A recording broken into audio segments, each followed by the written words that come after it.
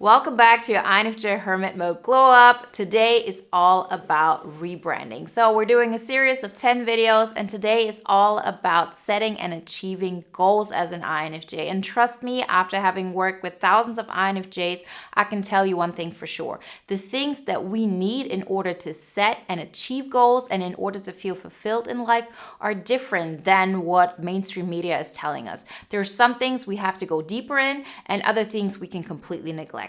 So today we're going really deep and understanding what it takes for an INFJ to not only set goals and achieve them, but to be excited about the process and to want to continuously set and achieve goals that matter to us and nobody else. Remember, if you haven't done this so far, to download the free poster on the INFJ Hermit Glow Up. It's a little playbook that you can keep with you and that reminds you of where you're at on your journey and then inspires you to keep going. You can download the free poster in the link in the description. As INFJs, one of our biggest challenges is the fact that we're never excited about setting goals.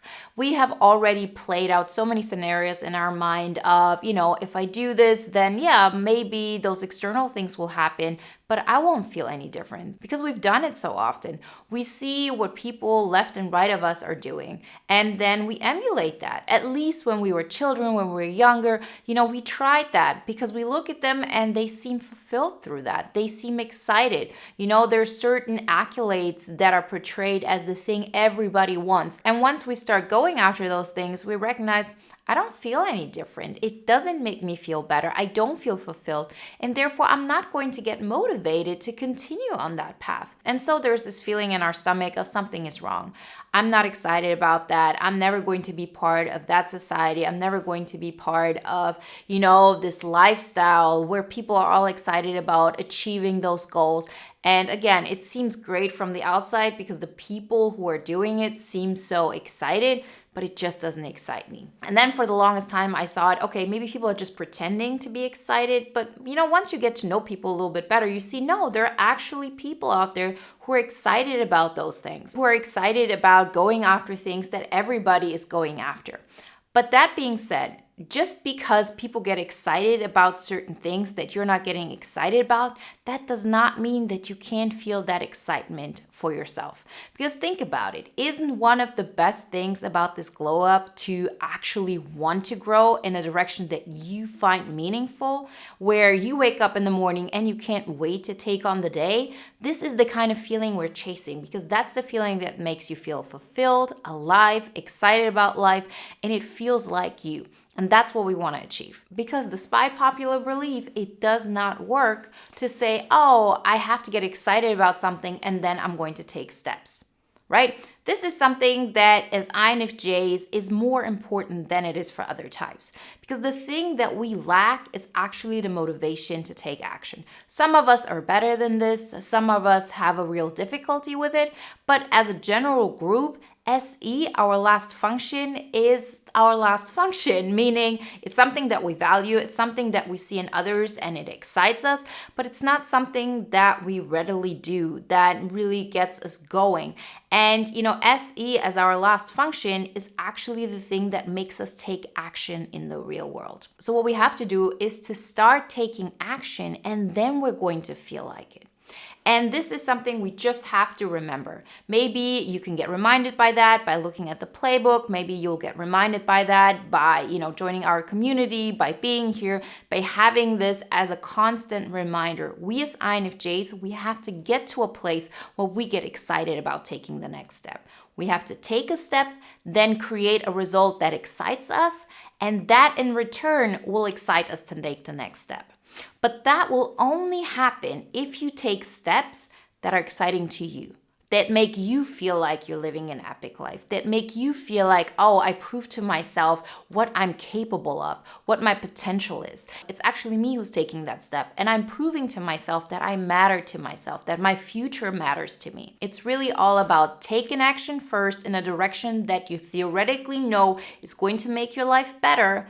And then through taking that action, you are teaching yourself to care about yourself. You're teaching yourself to want to grow in that direction, because every single time you take an action in the real world, your identity changes. You learn new things about your environment. You learn what works for you and what doesn't. Because we as INFJs, we're cerebral beings, meaning we think something is going to happen a certain way, or we think certain things are going to make us feel a certain way once we make them happen. But it's something completely different than actually taking the step. It's going to feel different. It's going to change how you see yourself, how you see your environment, everything. And that is just a lesson we have to learn. We have a great understanding of how things are going to evolve, but it's still not complete. You're never going to get the full picture until you take that action. Okay, so that being said, that has to be our initial motivation to move forward. To know I can't wait to feel any different, because it's just not going to happen.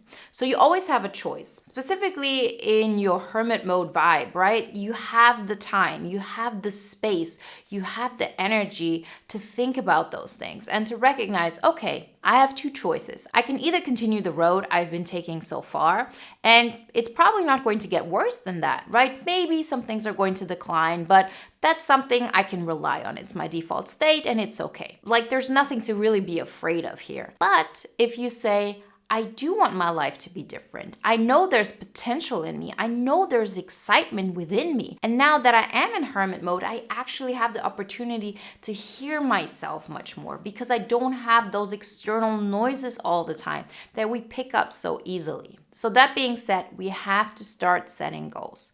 How often have you actually set a goal? And I mean a SMART goal, as in it's specific, it's measurable, it's applicable, it's realistic, and it's time bound. And to actually put it in the categories that matter to you. Like, you can download the free poster on the 5 pillars if you want some inspiration on what pillars to take on. But those areas that are most important to us, relationships, our financial situation, our vocation, we have to make it a point to have a definite goal in mind.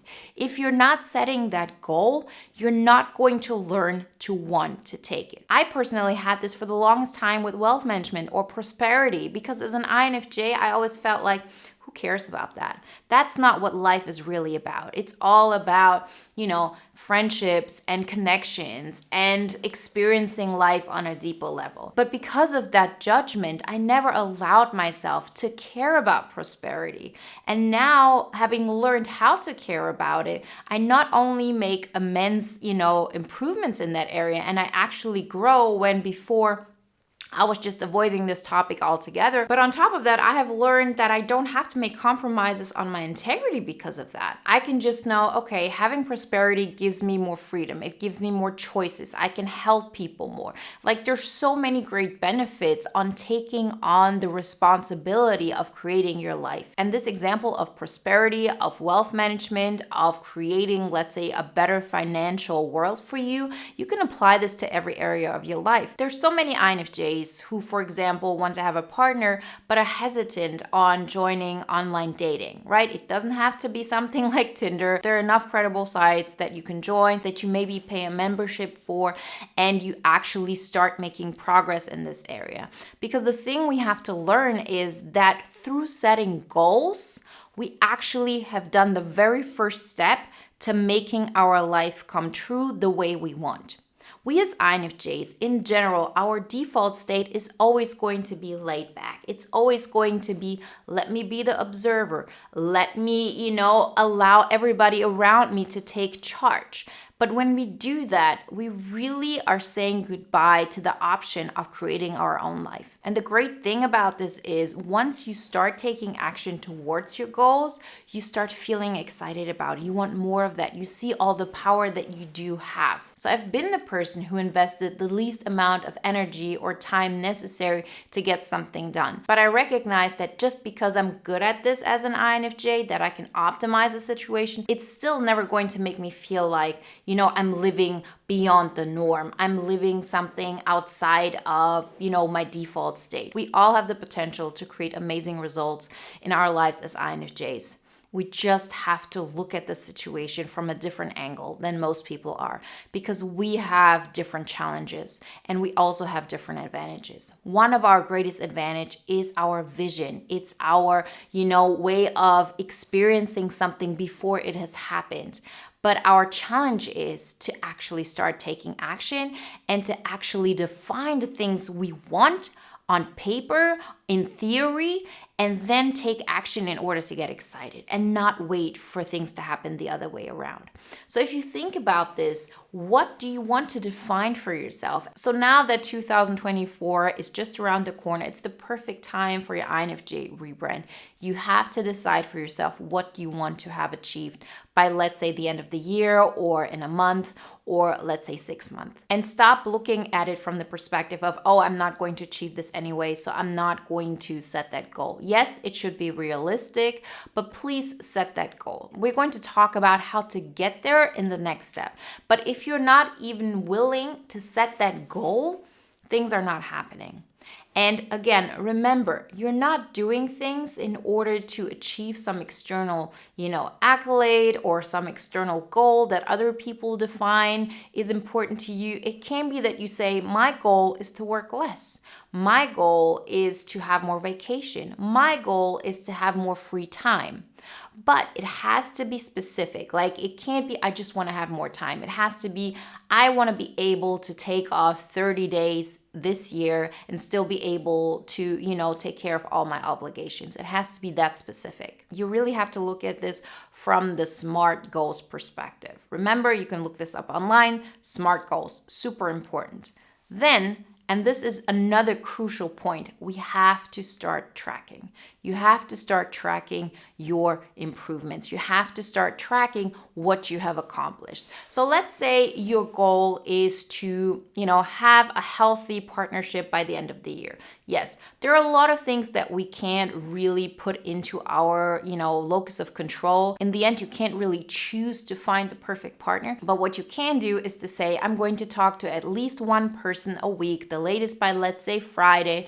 Online, I will have one conversation. If that person doesn't seem like somebody that I'm interested in, then I'm just going to stop that conversation. But at least one conversation is going to be part of my goal list, and I'm going to track that.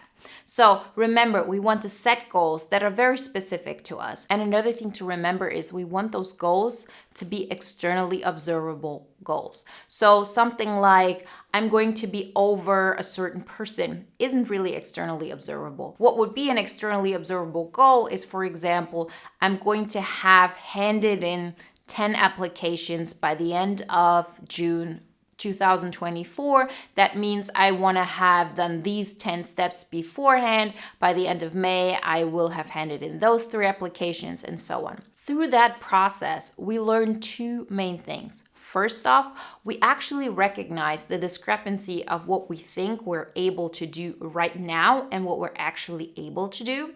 So for example, let's say you go, oh, I want to work out 4 times a week. I want to have that body I always dreamed of. I'm going to feel more energetic. And this is something that's going to make me feel excited about life. And then the first week hits and you go maybe once, if that. What most INFJs feel in that moment is shame, because you recognize, oh, I can't even do the simplest things. Like, what is the big deal about going to the gym 4 times a week? It's not that hard. We have to stop that self-talk. It is incredibly hard. You have to really stop looking at it from the perspective of, I do have the time for that, but actually to look at it from the perspective of, this is mental load, right? I do not have the mental load right now to mobilize myself to go to the gym 4 times a week. And that's okay. And if you don't have the capacity right now to go to the gym once a week, or to actually find a gym that you like, or to set up a membership or whatever it is, it's all about stopping to judge yourself. We want to adjust our goals. That's totally fine, but we have to write them down. We have to be very specific about them. We have to be able to tell somebody about them. We don't have to do that, but they have to be something that we could tell somebody else. See the difference, right? Something like, oh, I'm going to overcome my inner hurdles, or I'm going to work on my boundaries. If it doesn't really mean that you have a conversation with somebody, it's not really externally observable. So set goals, adjust those goals if necessary, but don't give up on them. And I promise you, whatever you set as a goal, in 95% of the cases, it's going to be something that's too much for you. Because we as INFJs, we can go through that in our mind and it feels real. But it's something completely different to actually make that happen in the real world. And it's totally fine. Like, it's so much more important to understand where you're at, what you're currently able to do. And if that is, I'm able to put on my running shoes on Saturday morning, that's what I'm able to do. I don't go out, I don't do any of that. This is what I set out to do. And I track that because once a week I actually wrote down what I did. You won that week. And that's where we have to get to. As INFJs, this change of perspective changes everything. Later on in the series, we're going to talk about how to continuously get excited about taking those steps, right? We already talked about this in the soundtrack videos. So take inspiration from that as well. But today, in particular, think about setting goals and tracking them. How are you going to track them? How often you're going to track them? Just defining those things is going to be a huge turning point. And don't expect to feel great about it right away. The point is to do it because of the anticipation, how it could make you feel. Because if you don't have the motivation to do that, always think about, do I want to continue the way I've continued? If you want to, no reason to change. But if you say, I want my life to be more exciting as an INFJ, and if I do this, I do have the chance to get it done, because what do you have to lose? Seriously, like, what is the worst that could happen? You're not going to ruin your life, but you have the chance to actually make it great, to make it exciting for you, to want to create new goals. Because once you start taking action, once you prove to yourself that, yes, I kept the promise that I made to myself, which was I put on my running shoes on Saturday. Because, first I set out this goal that I'm going to work out 4 times a week, didn't really do that. Once a week, not doing that either, but I can put on those shoes. And that is my goal for the 3rd week of the year. I made that happen, and then I built upon that. Once you get to this point, you will start getting excited about setting goals and about tracking them. And that's how you make huge improvements as an INFJ, because you're going to create new visions. This is one of our superpowers, that we have new visions, that we have new ideas that excite us. But they can only happen if we change our reality as part of it. We take steps in the real world, our reality changes, and therefore our vision enhances. Our vision gets bigger. It, alters. And those things happen because we take action. So in order to make sure that you not only take an action here and there, set those goals, review those goals maybe every half year or every quarter, and definitely start tracking your goals. It's all about what is in your control. I did send out those applications. I'm not in control who's going to invite me for an interview, but I am in charge of sending out those applications. I am in charge talking to one person online. And you'll see that through this process, you're not only getting closer to your goal, but through taking that action, you're not only learning more about yourself, but you also learn about all of those self-sabotages that you keep doing in order to keep yourself in a safe space. You can create amazing results once you allow yourself to get out of your comfort zone. And getting out of your comfort zone as an INFJ means I'm going to set goals, I'm going to start tracking them, and through that, I learn what excites me more, what is getting me to the next level, what makes me feel like I'm living my INFJ epic life. Remember, if you haven't done this so far, to download the free poster on the INFJ Hermit Mode Glow Up. It's a little playbook that you can always keep at your side so you remember where you are in your process and to get inspired to take the next step. And if you want to watch another video now, check out our playlist on the entire series. I have it linked somewhere over here, and then I see you in the next video. Bye, guys.